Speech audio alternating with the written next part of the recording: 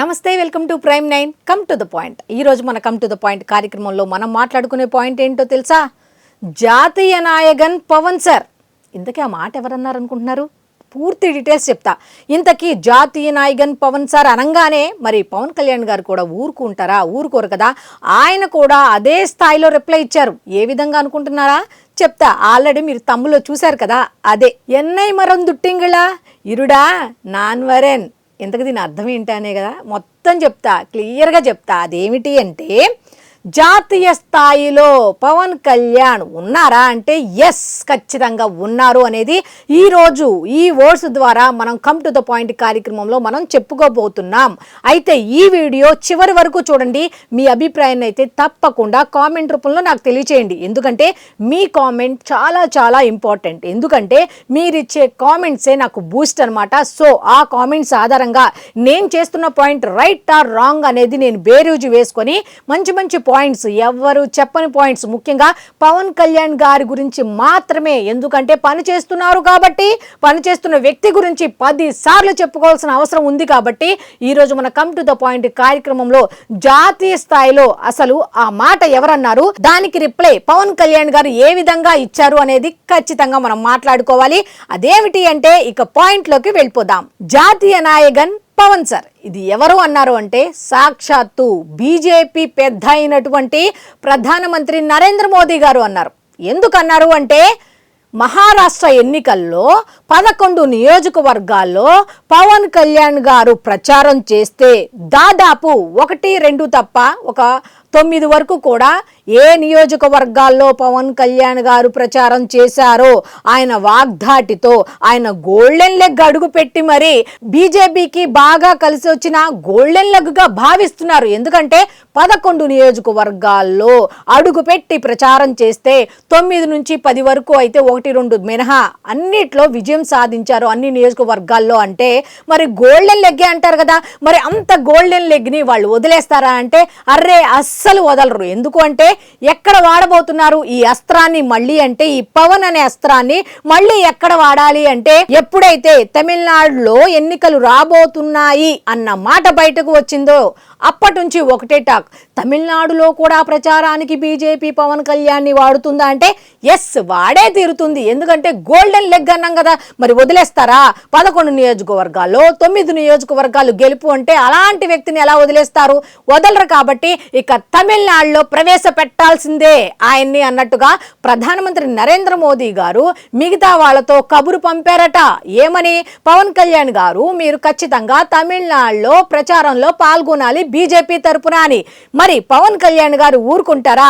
Reply ఇచ్చారు. అదే ఈ రిప్లై. అదేమిటి అంటే, ఎన్నై మరం దుట్టింగళ ఇరుడా నాన్ వరెన్ అంటే, అరే నన్ను మర్చిపోతేలా, ఆగండయ్యా నేను వస్తున్నా అని రిప్లై ఇచ్చారు. ఏ విధంగా అంటారా? ఎస్, ఖచ్చితంగా చెప్పుకుందాం. ఏ విధంగా అంటే, తమిళనాడు ఎన్నికలకు సంబంధించి ఈరోజు ఆయన ప్రచారంలో పాల్గొనబోతున్నారు. అరే నన్ను మర్చిపోతే ఎలా, నేను వస్తున్నాను కదా, అందరికీ కౌంటర్ ఇవ్వాలంటే నేను ఉండాలి కదా, అందులో బీజేపీ నన్ను పిలిచిందంటే అస్సలు ఉండను కదా, నేను వస్తున్నాను కదా అన్నట్టుగా ఆయన చెప్తున్నారు. సంకేతం ఏ విధంగా? ఈరోజు ప్రచారంలో పాల్గొంటారు అంటే అర్థం ఏంటి? నన్ను మర్చిపోతే ఎలా, నేను వస్తున్నాను కదా అని చెప్పడం అనమాట. అయితే ప్రస్తుతం తమిళనాడు ఎన్నికలకు సంబంధించి పోటాపోటీ స్టాలిన్ ఏం చెప్తున్నారు అంటే, ఈ ఎన్నికలు తమిళనాడుకు సంబంధించిన ఎన్నికలు నాకు బీజేపీకి మధ్య, డిఎంకేకి బీజేపీకి మధ్య అని చెప్పి మాట్లాడుతున్నారు. అయితే టీవీకే పార్టీ అధ్యక్షులు, తమిళనాడులో పోటీ చేస్తున్నటువంటి ఇంకొక పార్టీ అధ్యక్షులైనటువంటి విజయ్, ఆయనకు ఏం చెప్తున్నారు? ఈ యుద్ధం, ఈ తమిళనాడు ఎన్నికలు నాకు డిఎంకేకి మధ్య, డిఎంకే టీవీకేకి మధ్య, నాకు స్టాలిన్ సర్కి మధ్య అని అంటున్నారు. అయితే ఒకళ్ళ మీద ఒకళ్ళు విరుచుకు పడుతూ ఈ బీజేపీ ఏం చేసిందో చెప్తున్నారు, టీవీకే ఏం చేసిందో చెప్తున్నారు. ఇంకొక పక్క అస్సలైన విషయం తెలుసా? ఉదయనిధి స్టాలిన్ డిఎంకే ఉప ముఖ్యమంత్రి గారు అయితే ఒక మాట అనేసారండోయ్. ఆ మాట ఏమిటో తెలుసా? అసలు సినిమాకి సంబంధించిన వాళ్ళు ఎవరు కూడా రాజకీయాల్లో పనికిరారు అనే మాట అనేసారు. వాస్తవంగా పాపం పక్క రాష్ట్రం దెబ్బ బాగా తగిలే ఉంది. కాకపోతే ఏదో ఒకటి ప్రచారం చేయాలన్న ఉద్దేశంతో టీవీకే అధ్యక్షులు విజయ్ మీద ఒక అస్త్రాన్ని విసిరేశారు. మరి అస్త్రాన్ని విజయ్ ఏమని సంధించాడు?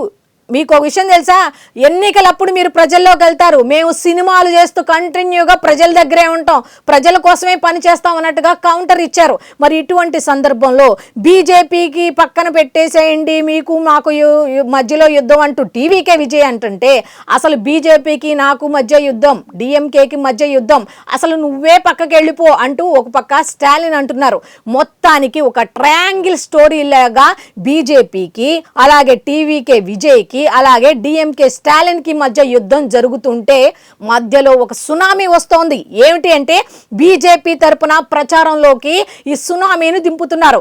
అయితే మాటల పుట్ట అయినటువంటి మాటలు అంటే ముఖ్యంగా ప్రసంగంలో తనకు ధీటుగా మాట్లాడేటువంటి పవన్ కళ్యాణ్ గారిని ప్రధానమంత్రి నరేంద్ర మోదీ గారు సహాయ సహకారాలు కోరారు అంటే పవన్ కళ్యాణ్ మాట చాతుర్యం ఏ విధంగా ఉంటుంది, అలాగే తమిళనాడులో ఉన్నటువంటి పవన్ అభిమానులను కూడా అట్రాక్ట్ చేసుకోవటానికి ఇది ఒక ఆయుధమా అంటే ఎస్, ఆయుధం అనే చెప్పొచ్చు. ఎందుకంటే తమిళనాడులో కూడా పవన్ కళ్యాణ్ ఫ్యాన్స్ ఉన్నారు, మన తెలుగు అభిమానులు ఉన్నారు, మన తెలుగు వారు కూడా తమిళనాడులో ఉన్నారు. కాబట్టి వాళ్ళని ఈ విధంగా అట్రాక్ట్ చేసుకోవడానికి పవన్ కళ్యాణ్ ని వాడుతున్నారా అంటే అందరూ చెప్పే మాట ఎస్ అనే చెప్పొచ్చు. ఎవరైనా అక్కడ ప్రచారం చేస్తున్నారు అంటే ఎవరైనా సరే లాభం కోసమే కదా ప్రచారం అనేది నిర్వహించేది, ఊరికే ఎవరు నిర్వహించరు. కాబట్టి పవన్ కళ్యాణ్ ని ఒక గోల్డెన్ లెగ్గులా భావిస్తూనే ప్రచారంలో కూడా అక్కడ ఉన్నటువంటి తెలుగు వారిని అట్రాక్ట్ చేసుకోవడానికి వాడుతున్నారు. మరి పవన్ కళ్యాణ్ గారు ఎందుకు వెళ్తున్నారు అంటే ఒక రకంగా పవన్ కళ్యాణ్ గారి ఇంటెన్సిటీ కూడా ఏమిటి అంటే తమిళనాడులో కూడా ఖచ్చితంగా బీజేపీ వస్తేనే బాగుంటుంది. ఎందుకు అంటే హిందూ దేవాలయాల గురించి, హిందువుల గురించి ఎంత తక్కువ మాట్లాడుతూ ఉంటారు, ఎంత తక్కువగా చేసి మాట్లాడతారు అక్కడ. ఒక్కసారి ఆలోచించండి. సనాతన ధర్మానికి సంబంధించి వైరస్ కు సంబంధించి మాట్లాడారన్న రెండింటికి రిలేషన్ పెడుతూ మాట్లాడారు. దాన్ని ఖండించిన మొదటి వ్యక్తి ఎవరు అంటే పవన్ కళ్యాణ్ గారే. అదే విధంగా ఒక సుబ్రహ్మణ్య స్వామికి సంబంధించిన ఒక ఇష్యూలో కూడా, టెంపుల్ కి సంబంధించిన ఇష్యూలో కూడా వాళ్ళు ఇదే విధంగా ప్రవర్తించారు. మరి ఇటువంటి వాళ్ళ మీద పవన్ కళ్యాణ్ గారు ఎటువంటి అస్త్రాలు సంధించబోతున్నారు, ఎంతసేపు పవన్ కళ్యాణ్ అక్కడికి వెళ్ళాడు, ఇది చేశాడు, ఎక్కడికి వెళ్ళాడు అని ఏ విధంగా చర్చ జరుగుతుందో అదే విధంగా ఇప్పుడు తమిళనాడులో పవన్ కళ్యాణ్ ఏ అంశాన్ని తీసుకొని మాట్లాడబోతున్నారు, ఎంతసేపు బీజేపీకి ఓటేయండి అని అడగబోతున్నారా, ఆ ఓటు వేసే విధానానికి ఏ విధంగా ఆయన ప్రసంగం ఉండబోతోంది ఏంటి అనే దాని మీద అయితే ఆసక్తిగా చర్చ జరుగుతోంది. మొత్తానికి తమిళనాడులో అడుగు పెట్టబోతున్నారు, ఈ ఎన్నికల ప్రచారంలో పాల్గొనబోతున్నారు బీజేపీ తరపున అనేదైతే ఇప్పుడు సోషల్ మీడియాలో వైరల్ అవుతున్న వార్త. అయితే ఇప్పుడు ఆయన అక్కడికి వెళ్ళి ఏం ప్రసంగిస్తారు ఏంటి అనేది కూడా ఎక్కువ శాతం వైరల్ అవుతోంది. అయితే చాలా మంది చెప్తున్న మాట ఏంటంటే ఖచ్చితంగా అయితే అక్కడ డిఎంకేకి స్టాలిన్ కి ధీటుగా, ముఖ్యంగా ఉదయనిధి స్టాలిన్ కి ధీటుగా తగిలేలా అయితే ఖచ్చితంగా పవన్ కళ్యాణ్ గారి ప్రసంగం ఉండబోతుందా అంటే ఎస్ అనే చెప్పొచ్చు. ఇటు టీవీకే విజయ్ని ఎప్పుడు కూడా ఆయన అగైనెస్ట్ గా ఎవరి గురించి మాట్లాడరు కాబట్టి పవన్ కళ్యాణ్ గారు ఎంతసేపు బీజేపీకి ఓటు వేయండి అన్నట్టుగానే మాట్లాడతారు. టీవీకే విజయ్ ప్రస్తావన తీసుకురారేమో అని కొంతమంది చెప్తే ఖచ్చితంగా తీసుకువస్తారు.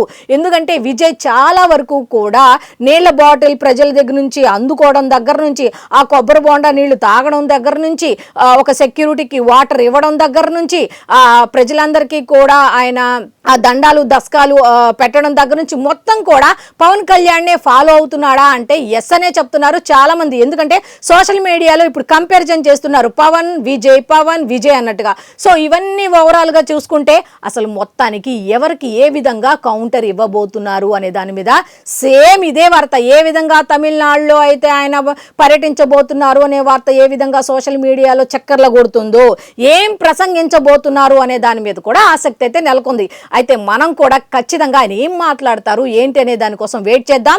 అయితే దాని మీద కూడా రేపు కమ్ టు ద పాయింట్ కార్యక్రమంలో ఖచ్చితంగా చెప్పుకుందాం. మొత్తానికి ఆయన అయితే ఒక మాట అన్నారు కదా, ఎన్నై మరం దుట్టింగిళ ఇరుడా నాన్ వరేన్. సో ఖచ్చితంగా మాట అన్నారు కాబట్టి దాని అర్థం ఏంటి, అడుగు పెట్టారు అంటే అర్థం ఏంటి, నన్ను మర్చిపోతే ఎలా, నేను వస్తున్నాను ఆగండి కాస్త అని చెప్పడమే కదా అర్థం. మరి జాతీయ నాయకన్ పవన్ సార్ అని వాళ్ళు పిలిచినప్పుడు ఈయన వెళ్లకుండా ఉండరు కదా, వాళ్ళు అడిగిన దానికి ఈయన ఈ విధంగా సమాధానం ఇచ్చారు కాబట్టి ఈ రోజు ఎన్నికల ప్రచారంలో పాల్గొనబోతున్నారు అన్నట్టుగా ఈ థంబ్నెయిల్ ఉద్దేశం అనమాట.